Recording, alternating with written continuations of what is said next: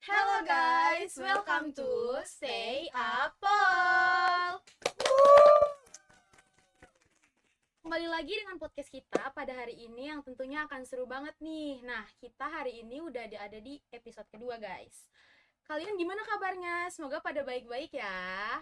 Sebelum itu ada pepatah mengatakan tak kenal maka tak sayang. Makanya kita kenalin dulu gak sih? Betul banget. Jadi nama aku Caca dari batch 24 and this is my partner. Halo, aku Jain dari PBI Batch 25.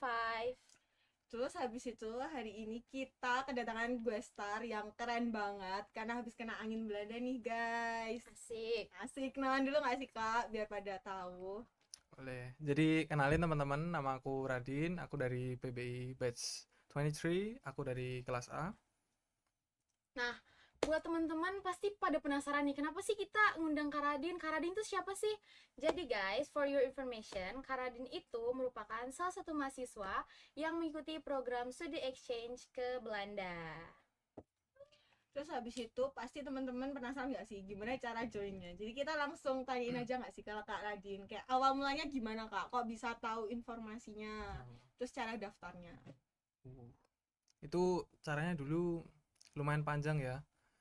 Aku dulu berangkat itu di awal semester 5 Agustus dan programnya itu udah di-share dari bulan Maret kalau nggak salah, Maret Aprilan tahun 25 juga.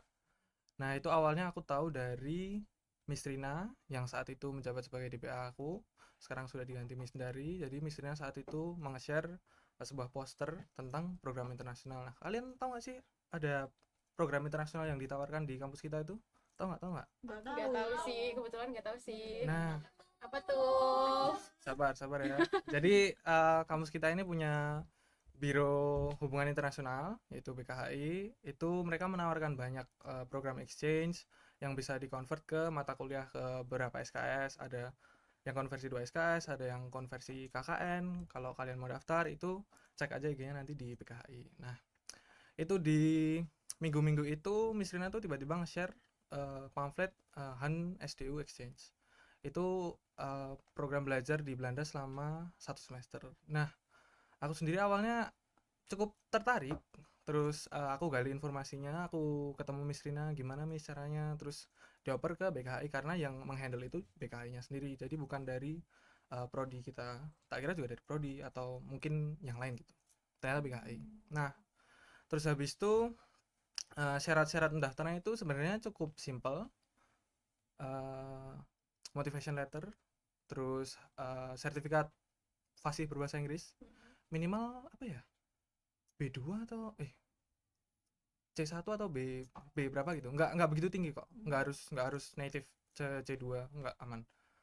Terus habis itu eh, surat keterangan mampu dan lain-lain. Mungkin nanti tak bisa diedit posternya aja nggak ya? Boleh, boleh, Nanti tak boleh. kasih posternya yang dulu. Oke. Kira-kira itu kan Kak Radin udah mempersiapkan itu dari awal banget tuh. Hmm. Nah, kira-kira persiapannya tuh berapa lama sih? Maksudnya Kak Radin tuh maksudnya itu berbulan-bulan apa sampai bertahun-tahun? Oh, enggak kalau bertahun-tahun. Itu sekitar berapa ya? Maret, April, Mei, Juni, Juli, Agustus. 5 bulan persiapan lah. Jadi kayak bulan pertama itu bulan-bulan ngumpulin syarat-syarat tentu. Terus jadi stepnya itu nanti setelah nge-submit semua syarat yang diperluin, nunggu di WA dari BKI kalau udah lolos. Terus lanjut ke interview. Terus habis itu nunggu lagi nanti interview. Setelah interview baru diumumin kalau yang lolos. Dari sepenglihatanku itu pas interview cuma ada 5 orang yang daftar dan yang lolos cuma 2, aku satu lagi dari psikologi, anak psikologi 23 juga, namanya Kelvin. Terus uh, setelah itu apa ya, setelah itu ada orientasi dari PKI untuk kita di sana ngapain aja, terus apa yang harus disiapkan selama kayaknya habis interview itu 3 bulan deh. Terus harus bikin visa juga ke Jakarta, itu puji Tuhan dibiayai oleh kampus, jadi ke Jakarta ngurus visa, hotel, semuanya ditanggung kampus. Jadi terima kasih kampus BKI, terima kasih USD. Terima Terus kasih USD. terus habis itu setelah mengurus visa sisa 1 bulan keberangkatan mungkin, itu ya udah tinggal berangkat aja. Tiket juga semua sudah dibiayai kampus, jadi puji Tuhan. Bahkan gaya hidup di Belanda juga dibiayai Oh, kampus. tidak sebanyak itu. Oh, tidak. Oh. Jadi kampus itu membiayai akomodasi, tiket penerbangan, Hmm. terus sama penginapan, terus yang mengurus visa tadi. Penginapan itu aku lupa dibiayai dari kampus kita atau kampus sana. Soalnya ini kan program exchange-nya itu kerjasama antar kampus. Jadi di semester ganjil kita ngirim mahasiswa ke sana, di semester genap mereka mengirim mahasiswa ke sini. Sekarang ada 6 mahasiswa di sini sekarang. Terus kalau boleh tahu, kakak di sana kan ada bahasa Belanda nggak sih kak? Ah, ada tapi nggak banyak. Bentar, konteksnya apa dulu nih? Bahasa Belanda di kelas atau di Iya, jadi di kelasnya tuh kita pakai bahasa. Oh, enggak. Jadi kampus sana itu yang program yang ditawarkan itu full bahasa Inggris. Memang kampusnya sendiri punya kelas yang bahasa Belanda, tapi ada kelas tersendiri yang khusus untuk internasional. Jadi selain kelasku ini BTW apa ya, program sana yang dari awal udah ada. Jadi satu kelas itu aku kemarin full exchange student semua. Jadi teman-temanku di kelas itu malah kebanyakan dari Spanyol, Jerman, Denmark, Austria, Italia, dan aku malah nggak punya teman kelas dari Belanda. Gitu. Jadi kalau bahasa Belandanya ya apa ya, makanya kalau sehari-hari mungkin kayak cuma taunya selamat pagi, terima kasih, biar kayak melokal aja nggak sih? Gimana tuh kak?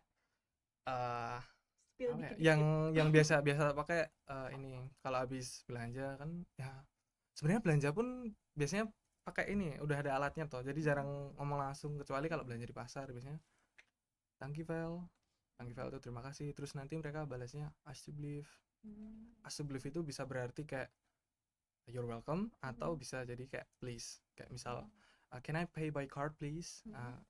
Apa ya bahasa Belanda aku lupa pokoknya, terus di terakhirnya alsjeblieft. Gitu. Terus kalau selamat pagi, selamat siang, selamat sore, pagi itu morgen, tapi kalau di huruf Belanda mereka pronounce G-nya itu G. Oh. Jadi goed, goede, morgen. Morgen. Si Jadi itu selama ini kita pagi. ngomongnya Morgan. Ya, Morgen itu kayaknya Jerman nggak sih? ya. Ya. Itu Jerman. Walaupun mereka jejer tapi ternyata beda banget, aku juga baru tahu pas di sana. Info baru guys. Info baru guys. Kayak gimana ya kalau sehari-hari ketemu orang Belanda tuh bakal sering denger kayak gitu. Udah kayak ada geraji di mana-mana. Geraji mesin. Nah, kalau boleh tahu Kak Radin tuh berapa lama sih di Belandanya? Satu semester di sana itu kurang lebih 5 bulan sih. Jadi aku sampai sana itu tanggal 20-an Agustus. Terus aku balik ke Indonesia itu tanggal 26 Januari juga. Jadi benar-benar satu semester. Dan semester sana dimulainya agak lebih belakangan daripada semester di Indonesia, dan berakhirnya juga lebih belakangan. Dan kalau di sana itu liburnya itu nggak kayak di Indonesia kan. Di Indonesia kita per semester ya. Kalau di sana mungkin karena negara 4 season, jadi liburnya per season. Jadi ada fall holiday, winter holiday, summer holiday, dan sebagainya. Nah, di sana kan Kak Radin sekitar 5 bulan nih. Kira-kira pengalaman apa sih yang menurut Kak Radin paling berkesan di sana? Paling berkesan ya? Iya. Kan 5 bulan tuh di sana. Kayak saljunya gimana kak? Salju ya? Dingin sih, dingin. Nggak salah sih. Paling berkesan itu pas ini school visit. Kan kelasku itu kelas education. Jadi kita ada satu matkul itu namanya Rethinking Dutch Education. Jadi kita visit beberapa Dutch school, SD, Montessori, Jena Plan, terus apalagi, terus ada SMK juga, ROC. Terus ya asiknya tuh kayak bisa melihat sekolah yang berbeda gitu loh. Kalau di Indo kan SD itu kebanyakan SD sama aja ya, SD pakai seragam merah putih, terus habis itu pakai apa. Tapi kalau di sana mereka tuh nggak berseragam, terus per SD beda nama, itu bisa beda kurikulum. Jadi kayak asik aja lihat sekolah-sekolah yang unik yang belum pernah aku lihat sebelumnya gitu. Terus kalau daily life ya mungkin Aku jarang nongkrong sama teman-teman sih jujur, karena nongkrong di sana mahal banget. Oh iya. Biasanya kalau senggang itu di dapur aja, karena aku tinggalnya bareng 8 orang. Jadi kita sharing dapur sama kamar mandi. Tapi kalau shower ada di kamar sendiri-sendiri. Gitu. Biasanya berarti kakak masak sendiri gitu. Masak sendiri dong. Masak sendiri. Kalau Keren. makan itu biasanya bisa 12 euroan per sekali makan. Itu kalau dirupiahin paling 240 satu porsi Wow, makan. fancy. Fancy ya guys. Iya, Fancy. jauh banget. Kalau masak sendiri segitu bisa buat 3 harian. Jadi mending masak sendiri. Benar-benar. Tapi makanan yang paling favorit di Belanda apa kak? Favorit. Makanan Belanda atau makanan yang pernah aku makan di Belanda? Makanan Belanda. Yang Tradisional pernah Belanda. Kak Radin makan di sana. Tradisional Belanda. Apa ya? Ini kalau kalian tahu odading? Oh iya. Odading. Iya. Di sana ada. Iya. Di sana ada namanya oliebollen. Oliebollen. Ya, kalau Itu semacam odading. semacam odading. Mirip Oh, banget, mirip manis. Terus habis, tapi bedanya nggak ini sih, nggak ada kayak biasanya kalau odading tuh ada kriuknya kan di atas. Kalau di sana bentuknya sama, cuman dikasih gula halus. Terus udah itu enak banget ini. Kalau Iya, nggak, menarik ya guys. Menarik banget. Kita Semoga ya. cobain gak sih? Iya. Kapan-kapan ya. Wen ya. Keren ya. Semoga bisa sebentar Kak Radin ya teman-teman. amin, amin. Terus perbedaan yang paling mencolok di lingkungan kayak Belanda sama Indonesia itu apa? Yang kayak paling beda banget. Beda banget. Sampai Kak Radinku susah gitu loh. Kayak, Lingkungan. Orangnya atau orangnya gimana? Kalau orangnya sih ya beda, bahkan di Indonesia pun beda, daerah sendiri beda kan. Kalau Iya, orang bener. ini mungkin ke ini aja sih, apa namanya, ke daerah sekitarnya, jalan-jalan dan sebagainya. Itu pas sampai di sana tuh aku cukup shock bahwa apartemenku tuh termasuk di agak terpelosok jauh dari pusat kota. Tapi kayak jalan-jalan di Belanda itu mostly ada jalur sepeda karena mereka banyak naik sepeda, dan jalur pejalan kaki. Jujur pas aku pulang, aku masih jet lag, nggak bisa tidur. Terus habis itu paginya aku mutusin buat balik jalan karena di sana sering jalan kan. Jalan mau cari bubur ayam sama temanku. Yuk cari bubur ayam, yuk jalan, kita jalan. Kok beda banget ya sama di Belanda. Kayak trotoarnya itu benar-benar buat trotoar. Ya mungkin karena beda kepadatan penduduk juga. Terus kalau pertemanan itu oke-oke aja. Aku nggak merasakan begitu signifikan, perbedaan yang begitu signifikan dari di Indo. Karena mungkin untungnya aku dapat teman yang baik sih. Aku dulu awal tuh sempet takut kalau aku gak punya teman. Kayak, duh nanti kalau gak punya teman gimana ya, kalau aku ngomongnya terbata-bata gimana ya. Tapi enggak kok. Jujur di lingkungan internasional itu nanti semisal kalian pun bisa ngomong Inggrisnya mepet, ya mentok lah, nggak sebagus itu, mereka paham kok. Jadi nggak yang jaji gitu, nggak. Mereka bakal oh ya ya ya, oke oke oke, maksudmu ini kan ya. Itu terbantu banget aku jujur. Ngomong juga pas-pasan, apa juga pas-pasan, tapi karena semuanya ngomong Inggris, jadi mau nggak mau kita juga bakal ngikut flow-nya kan. Jadi itu sih, orang-orangnya aman, lingkungannya itu, iklim sih beda banget. Oh, yang berarti yang paling struggle tuh iklim ya? Ya dingin banget. Dingin banget. Kalau Dingin dingin banget. dingin banget. Kalau panas banget Kak. Aku jujur nggak sempet ngerasain panas. Oh, jadi cuma ngerasain musim dingin. Musim dingin. Aku datang itu di sana mungkin suhunya pas aku keluar dari bandara itu 23 derajat aja. Tapi anginnya tuh kayak kalau Jawa silir banget. Enak banget anginnya. Tapi semakin jalan itu anginnya semakin dingin. Kalau nggak keluar nggak pakai jaket itu udah wassalam.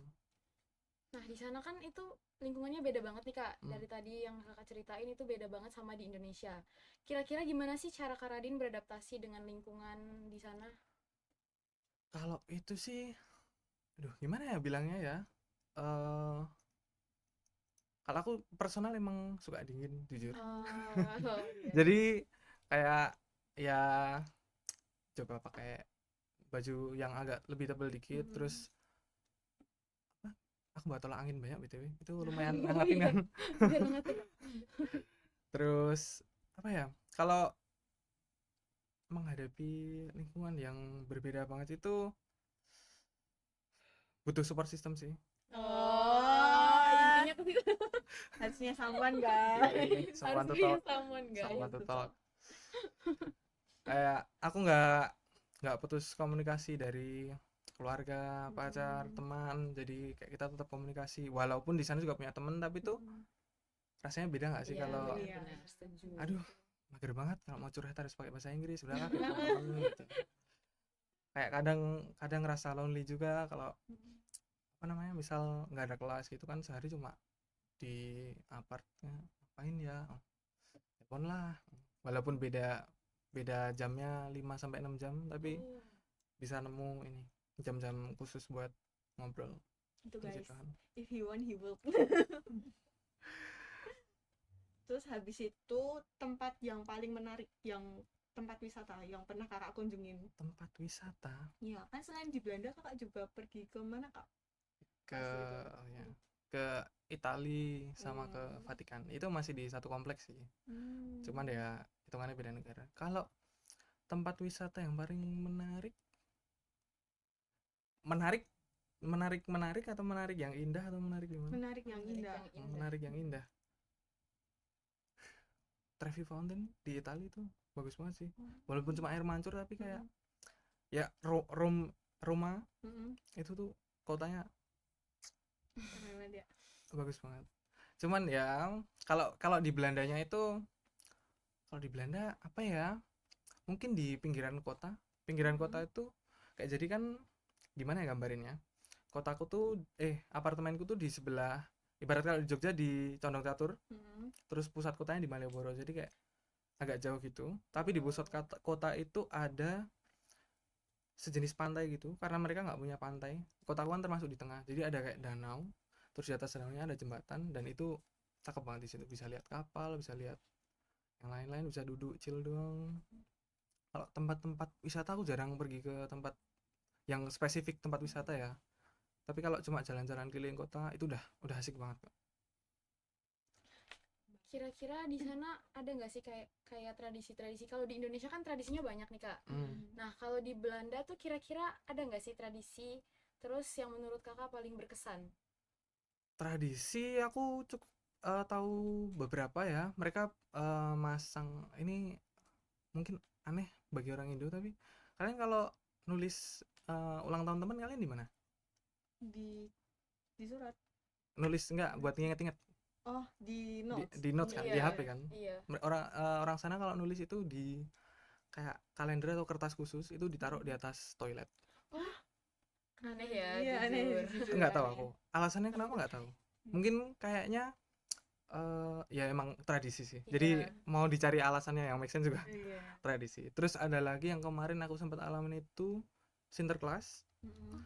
Kalau di Katolik mungkin kayak Santa Claus gitu, atau di Kristen Santa Claus, tapi biasanya kalau Santa Claus kan tanggal 25-nya. Mm-mm. Nah, kalau di Belanda itu awal bulan Desember. Jadi mereka di sejarahnya sana itu mereka bilang kalau ada Sinterklas dari Spanyol atau dari mana, mereka naik kapal terus bawa kurcaci-kurcacinya gitu, nanti mereka keliling kota naik kapal, kan ada kanal-kanalnya kan. Itu selama 5 hari di kisaran awal Desemberan lah. Itu sempat ngalamin, sempat lihat, bagus. Terus ada juga King's Day, itu besok di bulan April, belum sempat ngalamin tapi udah denger dari cerita teman-teman juga. Biasanya orang Belanda itu bakal pakai baju oranye di seluruh baju, celana, pokoknya bertema oranye, terus mereka bakal party dari pagi sampai malam. Kan orang sana suka minum bir kan. Ya. Karena dingin nggak sih? Ya Terus begitu. habis itu pelajaran yang paling berkesan, kayak habis dari Belanda terus habis itu ke Vatikan, ya yang paling berkesan banget kayak. Pelajarannya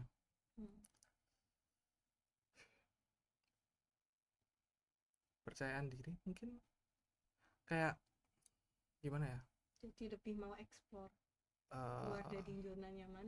itu ya, sama apa ya, ya mungkin ya kepercayaan diri, keluar dari zona nyaman, lebih berani, karena awalnya jujur aku takut mau ambil program ini. Aku di sini asli Jogja, jadi aku nggak ngekos, aku tinggal bareng orang tua terus dari aku lahir sampai sekarang. Jadi kayak pengen banget nyoba buat hidup sendiri. Terus akhirnya aku berani daftar, terus puji Tuhannya lolos. Terus di sana, fun fact, aku di sana itu yang sama temanku psikologi, kita berangkat berdua, tapi kita pisah kota. Jadi kampusnya itu kayak sadar ada 2 kampus di Merican sama Paingan. Tapi di beda kota, aku di Nijmegen, dia di Arnhem. Terus jadi bener-bener hidup sendiri. Berangkat berdua tapi hidup sendiri. Terus pas ke room juga aku sendiri, benar-benar sendiri. Natalan sendiri. Ya, beranilah. Jadilah berani. Jangan takut buat gagal. Gagal itu bukan akhir segalanya kok. Yang penting mau mencoba, guys. Betul banget. So nggak kerasa kita udah ada di penghujung podcast kita yang tentunya seru banget gak sih guys? Seru Kayak banget, ada sedihnya, ada senengnya, bisa dengerin ceritanya Kak Radin Natalan sendiri di Belanda guys, bayangin. Sedih. Makasih ya teman-teman karena udah mau nonton podcast kita sampai akhir, dan tentunya makasih banyak buat Kak Radin karena udah jauh-jauh dari Belanda buat podcast kita guys. Udah pulang, kalau nggak pulang nggak selesai nih kuliahnya. Nah, buat teman-teman yang mau melihat informasi kita, apa aja sih yang kita buat di Sanata Dharma, khususnya PBI ini, jangan lupa follow sosial media kita di Instagram, TikTok, Spotify, dan juga YouTube ini. Yay. See you on next episode, guys. Bye-bye.